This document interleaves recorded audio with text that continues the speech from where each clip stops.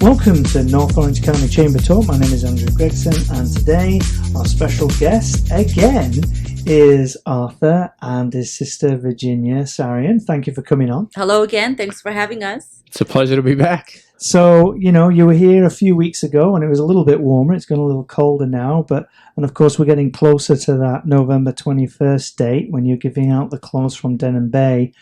But I had asked you to come back in again because you've got another business and it's actually called Direct Counsel. Yes, that's right. Direct Counsel. We're based in Los Angeles. And Direct Counsel, share a little bit about what you do with that.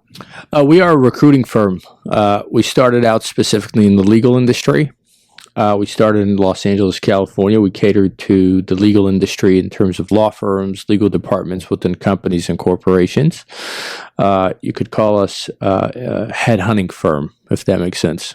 And how do you actually go about looking for or placing people? How does that actually work? So a good majority of them come out to us. They hear of us, right, through word of mouth referrals. And then we have some advertising that we do internally to capture candidates and, talent for law firms. We've had relationships with law firms for quite some time now. And through our relationship, we, partner with them with their hiring needs. And, because you obviously, it's like a business empire you've got here. How do you set time between Direct Counsel and Sarah and Arthur? Sometimes it's like a pasta. It really is. But, we don't have a set time. We work closer to what's urgent daily. Mm-hmm. And so if you're required, at one of the other companies, you're there. If you require, your time to be spent, 40% here, then you do it here. And so is there an area where you primarily sort of like concentrate on? Or? Well, when we started the business, our main focus was the greater Los Angeles area. Mm-hmm. And in the past year, we've expanded on a national level. And so we place candidates throughout the country, whether it be East Coast, whether it's Midwest area, the South area, the West. Where obviously COVID now, we're so used to Zoom and things like that. Do you think that helped then grow your business a little? I don't know if it helped. It certainly changed the landscape of how we did business.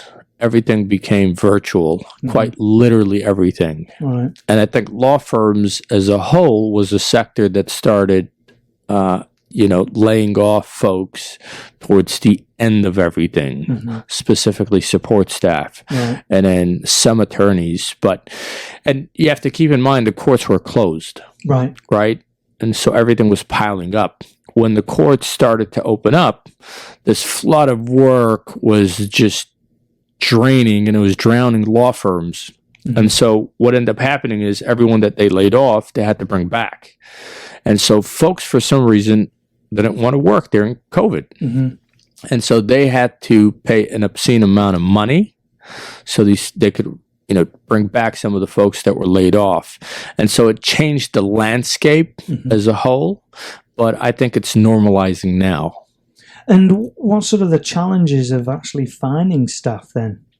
The main challenge we face as a firm is finding quality talent and reliability. I can't put my finger on it, but I can tell you I can't keep count of how many times we either receive a phone call or an email from a firm saying we need help, mm-hmm. finding talent. Mm-hmm. Even the big players, top law firms in the country and in the world are having challenges finding folks. Mm-hmm. And that's why they utilize us. So what challenges do you have, or how do you I suppose really not challenge, how do you get around that? How do you find the right people for this? I mean, we have more of a rigorous process in terms of interviewing. Mm. We ensure that we're asking the right questions. And granted, we've made some mistakes as well, but we're very, very conservative. We're very selective with the candidates that we represent, mm-hmm. because ultimately we put our name on the candidate that we're advocating for. So it's like a trust thing then. I mean, you got to without trust a question. That's right. Mm. And so the last thing we want is to place a legal professional or any professional within an organization that, creates issues, mm-hmm. or leaves within 3 months or 6 months or a year. We want to be the matchmaker that were sought out.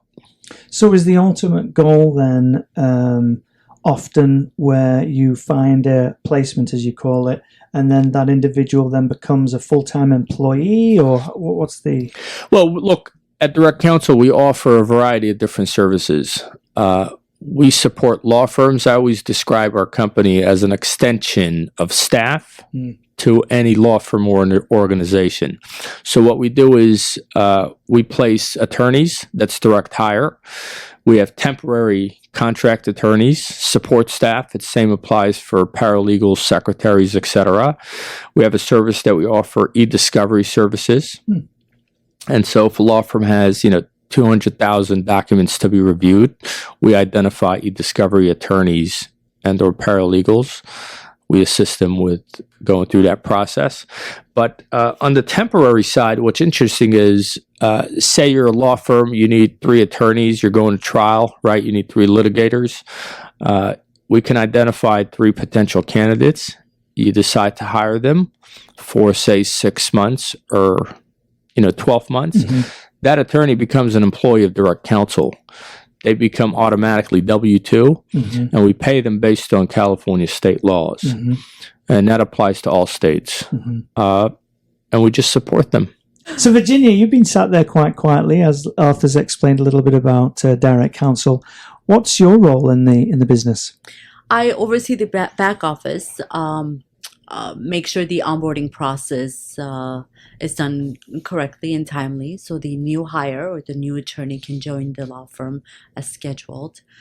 I also oversee the accounts receivable department as well as the time sheet. Now, obviously, attorneys generally, thinking back to my own experiences, they generally don't clock in and clock out. They're usually salaried employees. So how does that work when you're placing an attorney for a period of time? Are they, is it like, well, there's a period of time, it's X amount like a salaried employee, or are you still sort of like time checking?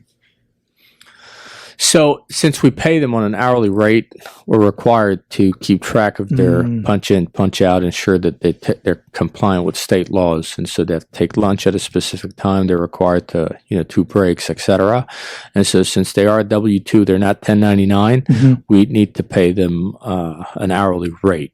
So in a way, I mean, it's almost like you've got your own HR company looking after you, I would imagine, because, you can go and work for a company and, we want you to do this, we want you to do that, and really you've got nobody to go to. But I'm assuming even though they're contracted for a period of time, you're their representative, right? That's right. So we don't dictate the type of work, or we don't delegate any kind of work-related arrangements, but we do ensure that they're compliant in terms of being an employee of Direct Counsel. Right. So if they're working overtime, we need to pay them overtime. If they're not allowed to work overtime, we ensure that they receive a message that they're not allowed to work overtime. Right. So anything HR related, they come to you, right? That's right. We're responsible for it.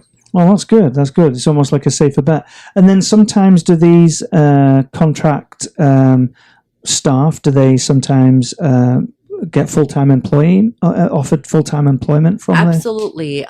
We try to source for the most qualified candidates, number one, and a lot of the times law firms do convert them from temporary to full-time or permanent, as we call it. And is that quite an easy process? Is it, It's absolutely easy, and it makes us very happy that we've made a right decision. You've got somebody a job, Absolutely. right? Now, do you help that candidate, let's say, with negotiating for their salaries and things? Because, of course, they've been out of that game for a while, right?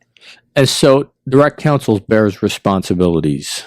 We negotiate the salary, the benefits, the bonus structure, etc. And so all the candidate does is goes in interviews, and we take it from there. We bear responsibilities, and we have recruiters that do it. So really, again, it's just like, it's almost like a safer way of finding a position, a full-time position, because you've got a company that is backing you up in a way, isn't it? Right. Look, an HR department within a company, they don't have 8 to 10 hours a day sitting and just sourcing candidates because they have so many other things on their plate, right? So they're busy. This is our job. We have recruiters on a national level that go out and source for qualified candidates. That's what we do. That's what we're specialized in.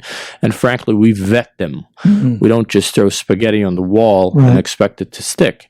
We vetted them. We've asked appropriate questions. We look at their, history, stability, etc., and we go out and we advocate for our candidates. And how about, how difficult is it, or what the challenges of when you're doing things?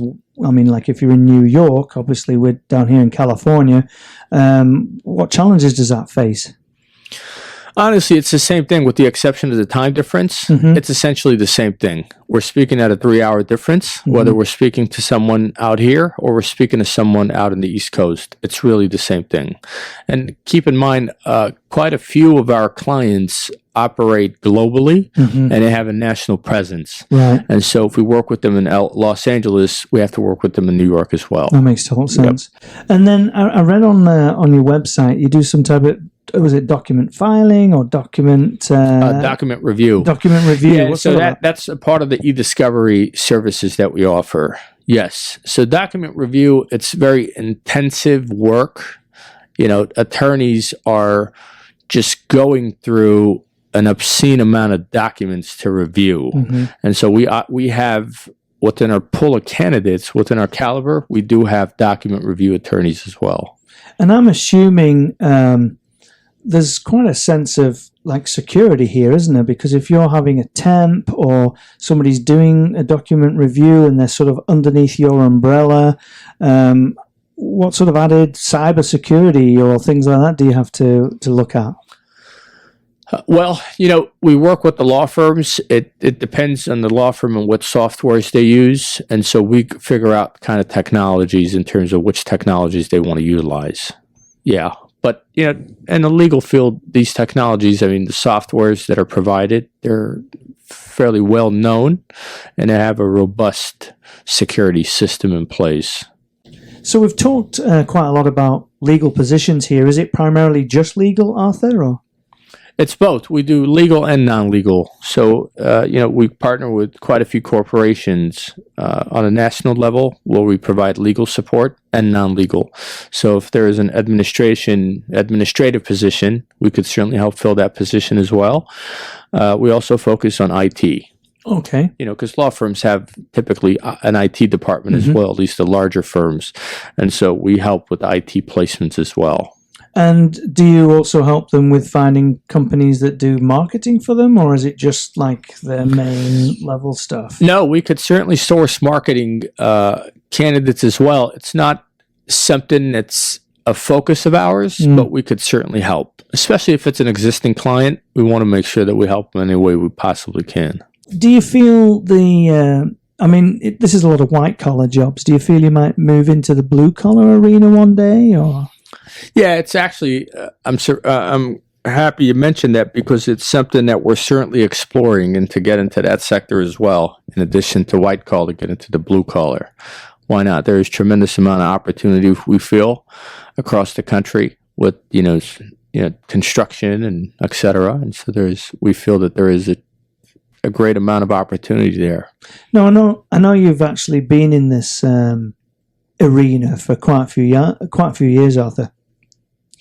What made you suddenly decide to go in and do it yourself? Because this is a big, we talked in our last podcast about the difference between working for yourself and working for somebody else, and the amount of pressure it brings. Why suddenly the jump into starting your own company a few years ago?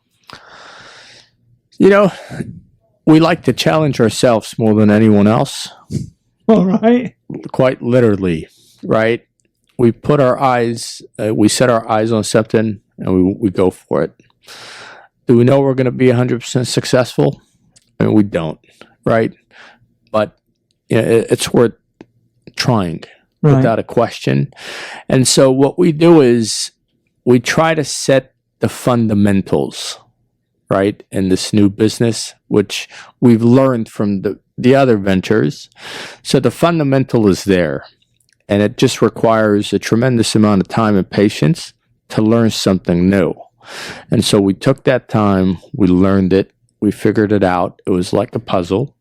And we walk before we run. It's one step at a time. And do you feel that if you were to visit the avenue doing blue collar as well, is it starting all over again, or is it very similar type of field? More or less is similar, but keep in mind, we don't have a lot of relationships within that area. So that's going to require some time and effort to go out. It's a bit like the clothing company having to go out and meet the new buyers. That's right. Exactly. Right. And so it's going to require some time, some studying, but I'm fairly certain if we really decide that we want to get into the blue collar side, we can be successful. Okay. And then just a quick rundown. What are the main areas again that you look after?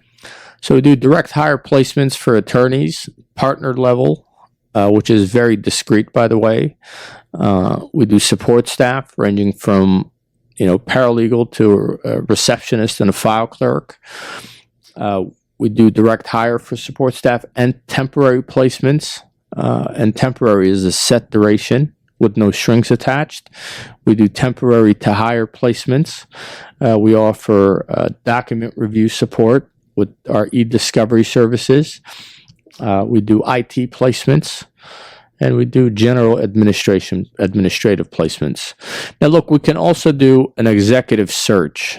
So if a company is looking for a CEO or a COO or a CFO, that's a highly specialized search, and we do that with a retainer. And I've never really heard of this before, and I'm sure there's only a few people out there who do this, but you mentioned partner search. I mean, that's a whole different level, isn't it? Because there's usually a buy-in, isn't there, or things like that for someone? There is, and so therefore it's very discreet. But if, you can even place an entire practice group within a law firm. So, one partner, 2, 3, 4, 5 partners, along with associates and the entire support staff, you can recruit to another firm. The partner placement, it's very, I suppose, it's very meticulous work, very discreet. And to capture their attention is extremely challenging, right? Because they're already in a very good place. You need to give them tangible reasons to make a move, right? But sometimes it's a good match.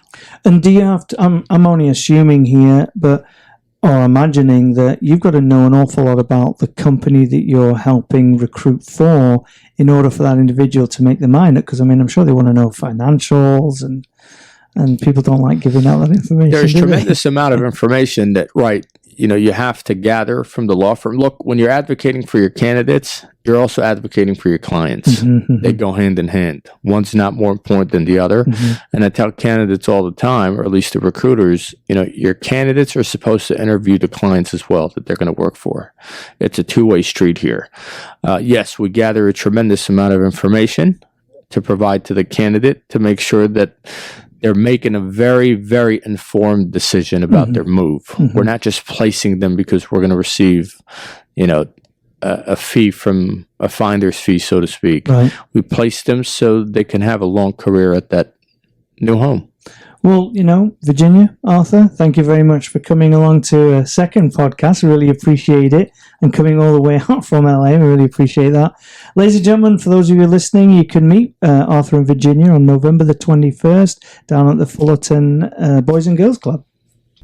For the listeners, we invite you to join our email list by visiting nocchamber.com and selecting Sign Up for News at the top of the page. For more information on our interviews, please visit chambertalk.podbean.com.